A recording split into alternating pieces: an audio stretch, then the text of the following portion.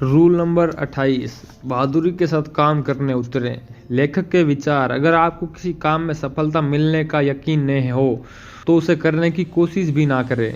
आपकी शंका और हिचक इसकी सफलता में बाधा डालेगी। संकोच खतरनाक है। बेहतर यह है कि बहादुरी से मैदान में उतरा जाए। साहसिक गलतियों को ज़्यादा साहस दिखाकर सुधारा जा सकता है। हर व्यक्ति बहादुर व्यक्ति की प्रशंसा करता है, कोई भी कायर का सम्मान नहीं करता।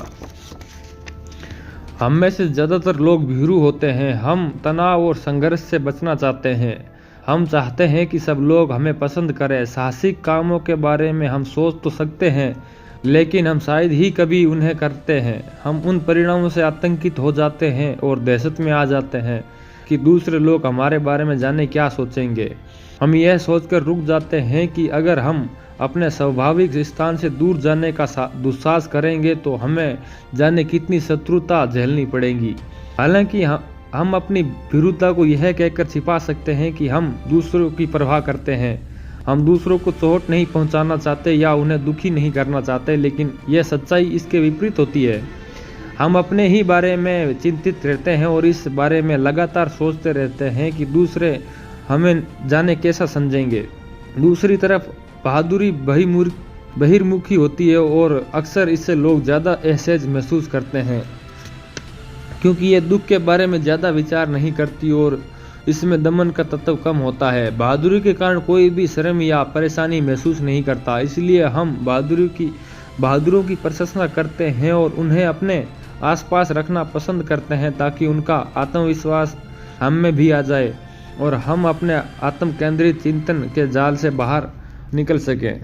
बहुत कम लोग साहसी पैदा होते हैं। यहाँ तक कि नेपोलियन को भी युद्ध के मैदान में यह आदत डालनी पड़ी थी, क्योंकि वह जानता था कि यह जिंदगी और मौत का मामला है। सामाजिक माहौल में वह अंतर्मुखी और भीरू था, लेकिन उसने इस आदत को दूर किया और जिंदगी के हर क्षेत्र में साहसिकता का अभ्यास किया।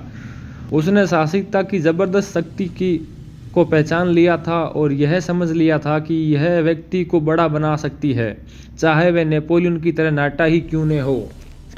आपको अपनी साहसिकता का अभ्यास और विकास करना चाहिए। आपको इसके बहुत से मौके मिलेंगे।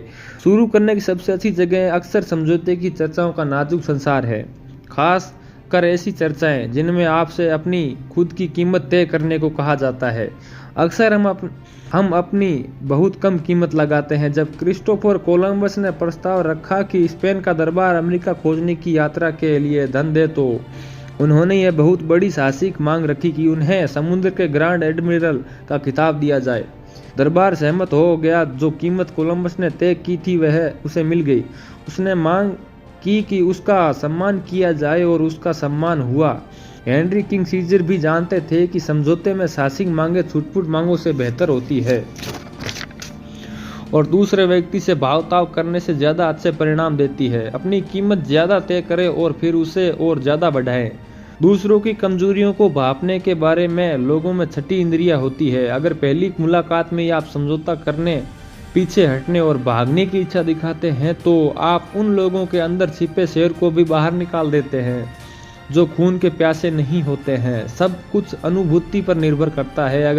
अगर आप एक बार आपकी ऐसी छवि बन गई कि आप तत्काल रक्षात्मक हो जाते हैं और समझौते में हर शर्त मान लेते हैं, तो आपको बेरहमी से चारों तरफ से धकाया जाएगा।